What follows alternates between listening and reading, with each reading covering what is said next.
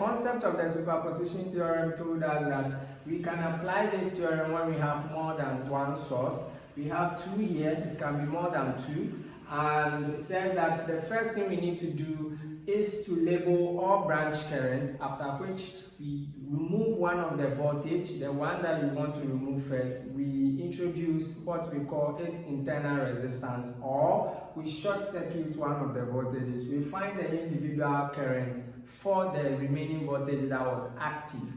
From there, we move on by taking the second voltage and replace the first one we removed, and also find the current. Once we are done, the only thing we need to do is to superimpose or add our results to finalize our final answer. So look at this diagram, it may look a little complex, so let's see how we can tackle this one. So like I explained earlier, the first thing we need to do is to label branch current for this original circuit. Now they have already given us the direction of the circuit. This is moving in this direction, this is moving in this direction. So now the first thing I'll do is that the current moving in this direction, let us call it I1.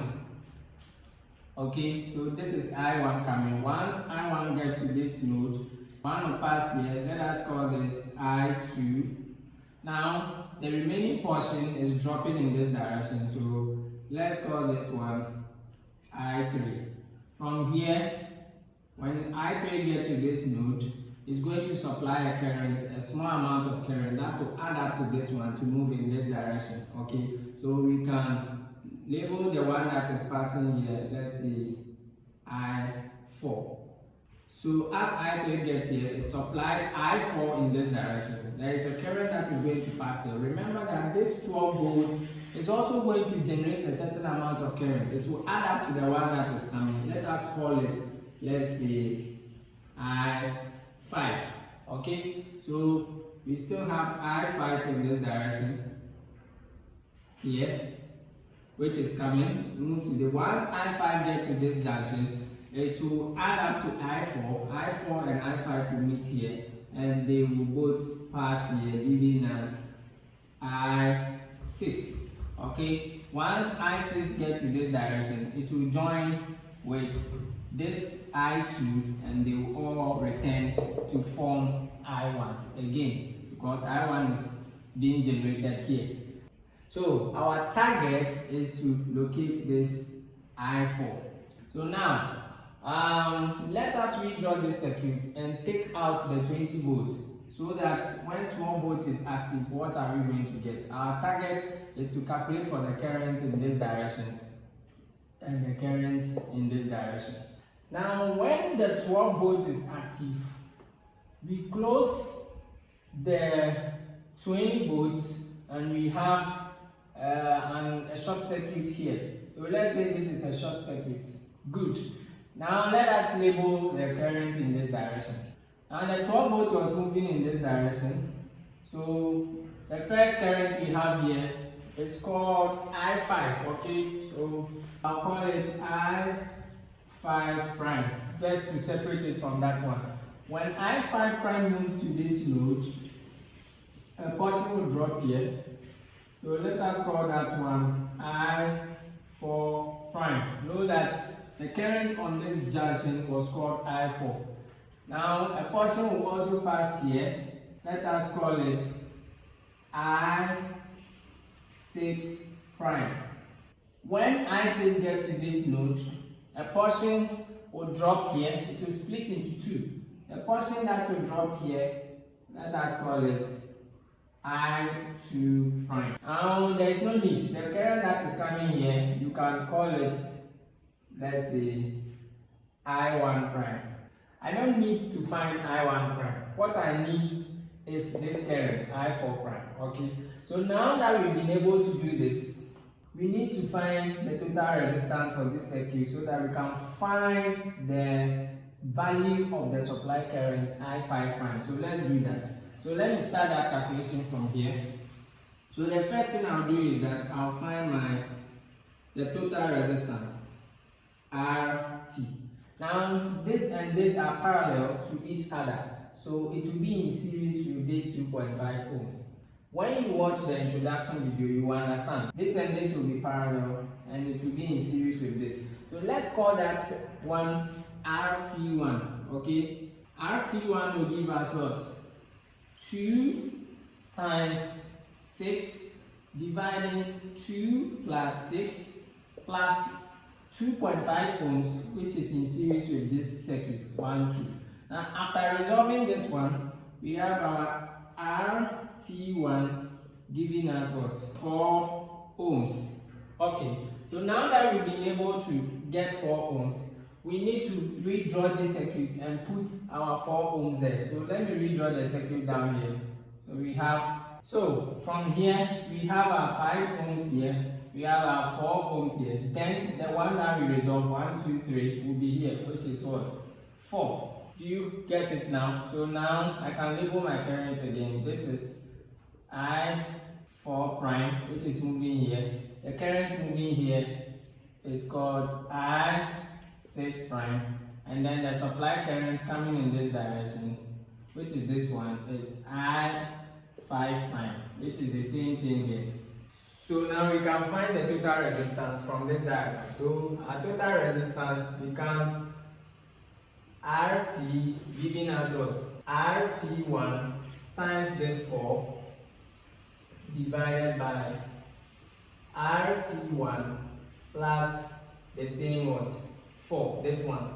Don't forget RT1 is the value 4. So let me clean it and put it there. So we have 4 and 4. So from here I can add plus this 5. Since this 5 will be in series with the result. So plus what? 4.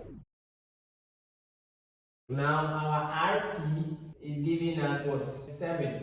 So 7 ohms. Are you with me? Now that we have been able to get the total resistance, we can use the voltage we have here and the total resistance to find the supply current. Note that the supply current coming is I5 prime. Okay, so now my I5 prime is going to give us what? V over RT, which is equal to 12 divided 7. We are getting 1.7143. So please leave this in 4 decimal place. Okay, the last value is supposed to be 2. You run it to make it 3. Now the next thing we need to do is to find the current that is on this branch. Note that we are interested in I4, so there's no need for us to find any other current but to look for that one. So let's find I4 prime. So I4 prime is going to give us the supply current times this one, its opposite resistor. Okay, so I4 prime, its opposite resistor is RT1, which is what? 4. So use the supply current from current divider rule. I5 prime times its opposite resistor RT1 divided by RT1 plus this result, which is what? 4. Okay, now when I substitute these values, I am getting 1.7143 times 4 dividing 4 plus 4. So we have a I4 prime is giving us 0.8572 amps. Okay, now I'm leaving it in 4 decimal place because I will superimpose the result. I will need these values again. So after this one, I don't need to find any other current. They didn't say I should find any other current. So let's move on to the next calculation. In the next one, we are going to consider when this 20 volts is active and we close the 12. Okay, then find the current on this branch, which is the same branch we have here, and see what will happen. Now this is our diagram. When this is active, we have short circuited this side. Now let's label the branch current. Now we have the 20 volts which was moving in this direction from the original diagram. We have to maintain the same direction. Now we call this one what? The I1 prime prime. Once it moves to this node, a portion will pass here. We call it I2 prime prime. Are we here? So that is it, I2. Then a portion will pass in this direction. We will call it I3 prime prime. So after I3 prime prime, we know that when I3 prime prime gets to this node, a portion will pass here.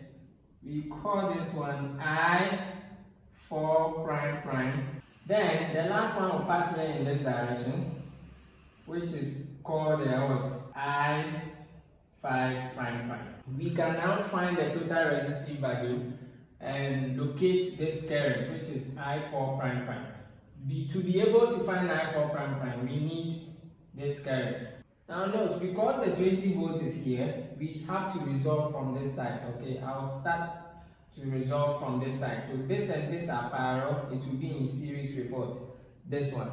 So now let's see what will happen. So now when we find RT, we have RT1 to be equal to 5 times 4, all divided by 5 plus 4 plus 2.5.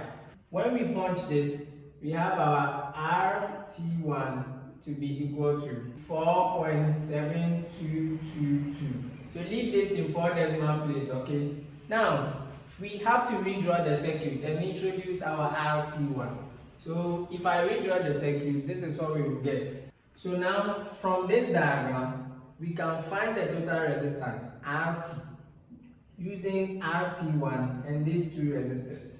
Okay, so to do that, we know that RT, the one we are looking for, RT is equal to this and this is parallel. Okay, so we have our RT1 times this 6 over RT1 plus 6. Then it will be in series with these two. So let me just do it straightforward. The value of RT1 is 4.7222 times this 6 divided 4.7222 plus 6 plus this 2, which will be in series with the result. Now when you punch everything, we are getting 4.6425. Leave it in 4 decimal place in ohms. Okay, so from here we can find the total current with the help of this voltage. So we have I1 prime prime giving us the total voltage dividing our RT, which is giving us 20 dividing 4.6425. So I1 prime prime is giving us what? 4.308 amps. The next value to make this 4 decimal place is 0. So when we run into the nearest 4 decimal place, we are having this. Now I can use I1 prime prime to find this current, to calculate for this, because my target is here. Once I'm able to get this, it will be easy to solve for this. So let's move on. So now we are going to get I3 prime prime. This I3 prime prime is supposed to go through this RT1. So this will be its opposite resistive value. So take the total current, use it to multiply the opposite resistive value. So this is giving us the total current. We are getting 4.308. Current divided rule, okay, so 4.308 times, now when we use it to multiply 6, then we divide by what? This plus 6. So we have 4.7222 plus 6. So we have our I3 prime prime giving us what? 2.4107 amps. Now let's come back to this diagram. Watch this diagram when 20 volts is active. Watch here. I3 prime prime becomes the supply current here. It can help us find the current in this junction, which is I4 prime, and then the current going through the 5 ohms. These two resistors will help us to do that. So we can use the current divider rule with this and this to find the solution. So now from current divider rule, I can now say that I4 prime prime is giving us where is the supply current. This one, I3 prime prime. So I have my I3 prime prime times where is the opposite resistor where this current is not passing through, is 5. So multiply this by 5, divide this by what? The same 5 plus the resistor here, which is what? 4. Now I3 prime prime is giving us this value. So let me clean it and put it there. 2.4107 times 5 dividing this. Now we are having an I4 prime prime to be equal to 1.3393 amps. So now this is the value of current passing through here. The 4 ohms when 20 volts is active. Are you here with me? So now we can superimpose the result by comparing the direction of this current and the direction of this current, or this one, with this. Then we can conclude the calculation. So now superimposing the result, we go to the main diagram here. When you come here, write your I4 and look at the direction when you did your labeling. Whatever direction you took, look at it. I am going upwards. So I'll write my I4 is giving me, then I'll go to the first diagram and look at the first diagram when 12 volts is active. It is this diagram, the one at the top, okay? This is the second diagram we use for the total resistance. So now when you look at this, look at the direction. Is it moving in the same direction? No. This is going up, this is moving down. So I will negate this one. Are you here? So that means I'm taking what? Negative I4 prime. Then I go back again and compare this direction with this one. Are they moving in the same direction? Yes. So I'll pick a positive result, which is the same thing I have here. So I'm having plus I4 prime prime. So now, what is the value of I4 prime? The value of I4 prime, we are getting 0.8572 amps. Because we have negated it, we are going to get negative 0.8572 plus, what is the value of I4 prime prime? The value of I4 prime prime is here, 1.3393. So I have my 1.3393. So the current I4 is giving us 0.48 amps. So the main current passing through the 4 ohm resistor was 0.48 when we come here. So this is the current passing through this what? Resistive value, which is 4 ohms. Kindly subscribe to this channel. Follow me on Twitter Think on the YouTube channel. You can also follow me on Twitter_Think on TikTok for more updates on circuits like this. See you in the next one.